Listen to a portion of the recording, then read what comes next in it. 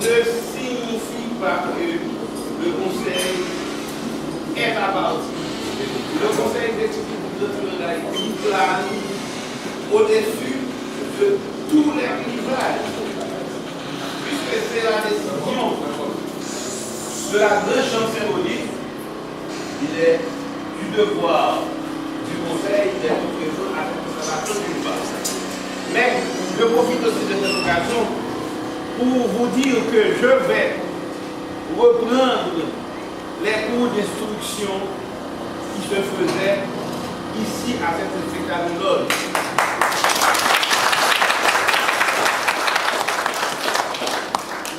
Je m'en vais pour 2 semaines aux États-Unis voir mon médecin, car maintenant je suis devenu diabétique, mais à mon retour, on va reprendre les cours.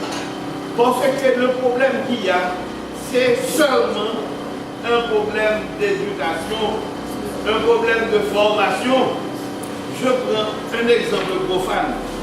Aux États-Unis d'Amérique, qui est considérée la plus grande puissance mondiale, lors des élections entre Bush et Gore, il paraissait que la balance était penchée du côté de Gore. Cependant, pour des raisons que nous ne connaissons pas, le Conseil électoral aux États-Unis a dû prendre plus d'un mois pour faire sortir une décision qui n'était jamais venue. On devait se référer à la Cour suprême des États-Unis. Et quand la Cour suprême des États-Unis avait tranché en faveur de Bush, je demande aux frères qui sont là et ceux qui ne sont pas là de prendre l'exemple de Gore. Il a dit qu'il n'a pas accepté la défaite. Mais la Cour suprême a tranché. Il s'est prouvé à la décision et Bush a été installé président de la République. Je demande aux frères de respecter la décision de la grande chambre symbolique, car le conseil exécutif est responsable de la maçonnerie bleue. Le conseil a approuvé à la décision de la grande chambre symbolique en se présentant ici pour assister à cette installation du vénérable.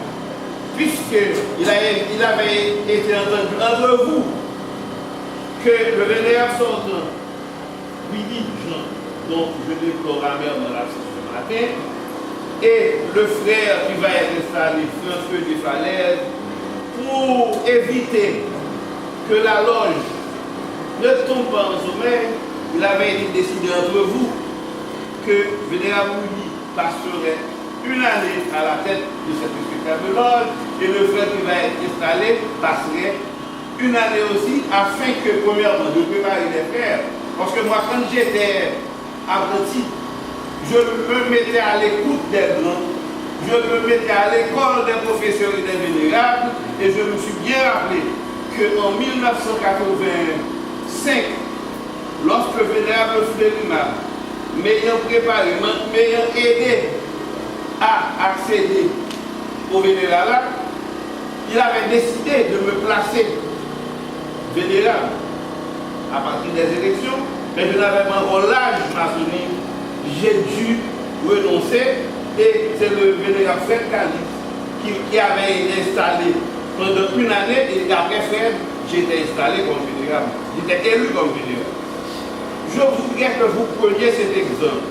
Aujourd'hui, la loge redevient ce qu'elle a été avant. C'est ma mère loge, c'est ici que j'ai reçu la lumière, c'est ici que j'ai grandi. Je pense continuer comme j'avais commencé avant, à venir offrir mes services, à venir travailler avec vous. Et je savais venir quand on m'avait appelé, surtout pour les funérailles. Maintenant, qu'on m'appelle, qu'on ne m'appelle pas, je ne peux pas laisser mourir ma mère. Non, je viendrai avec les cours. Et il y a des frères. Il y a des frères qui sont dehors. J'aurais souhaité, pas aujourd'hui, mais au cours de cette semaine, pouvoir les identifier pour les appeler à venir chez moi, pour que je puisse d'abord parler avec eux, les inviter à comprendre. Et le maçon, c'est celui qui se met à l'écoute. Le maçon, puisque vous êtes une lumière, vous êtes une lumière, vous devez briller partout où vous passez.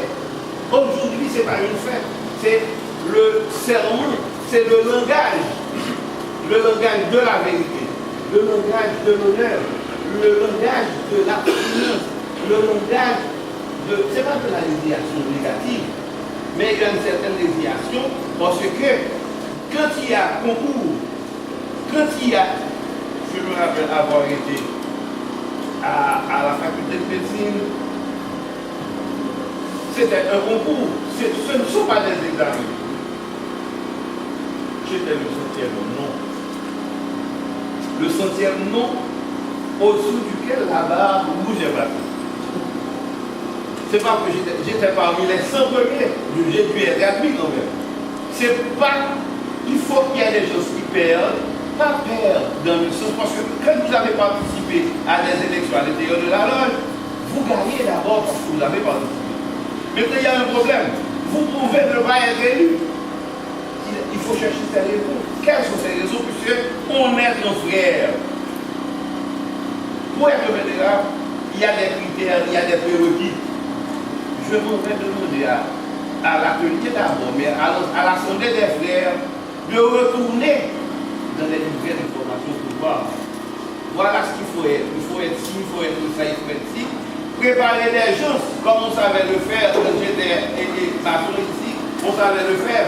On savait pendant les tenues d'instruction, pendant ces tenues, des apprentis sont là, dans les cours de formation, on essaie de voir ce qui est-ce qui a l'aptitude pour prendre des notes, ce qui est-ce qui a l'aptitude pour expliquer, on demande à un frère de prendre des notes sur qui est dit pour la journée et de faire un rapport. On corrige ça ensemble. On demande des frères d'expliquer ce qu'il avait entendu hier pour qu'on puisse au moins commencer à avoir des gens aptes à devenir secrétaire, à devenir surveillant, à devenir orateur, et ainsi on aura un véritable frère à être vétéran. C'est la discipline maintenant. Si vous avez la qualité, vous avez les connaissances intellectuelles, car il faut en avoir. Il faut en avoir. On ne vous demande pas d'aller vous performer, d'avoir la performance de quelqu'un qui est à Sorbonne. Mais il vous faut comprendre, il faut être capable d'expliquer, donc il vous faut d'être de certains niveaux. C'est pourquoi on vous demande d'être orateur et d'être surveillant et orateur. Maintenant, si vous avez 10 frères, on va voir. S'ils ont tous de même niveau, on va voir maintenant la discipline. Parce que je fais un saut dans le microphone, et le collaborateur, je vous en dis l'autre, vénérablement aussi. Le bâtonnier de l'ordre des avocats a des yeux sur l'avocat, même dans sa vie privée. Vous êtes avocat, mais vous battez votre épouse. Ça peut réaliser sur la pétition. Donc, le conseil a un contrôle, a des yeux sur le maçon, même dans sa vie privée. Si nous avons 10 frères capables de briller le vénéral, on va voir lequel d'entre ces 10 frères a cette mauvaise habitude de boire dans la rue, cette mauvaise habitude de se quereller avec sa femme. Donc c'est ça que nous allons faire. Je vous demande, je vous félicite aussi d'être ici en ce nombre, mais je m'en vais vous demander de venir, de travailler avec nous, de faire en sorte que les spectacles de l'avenir numéro 50 redeviennent ce qu'elle a été avant. Merci.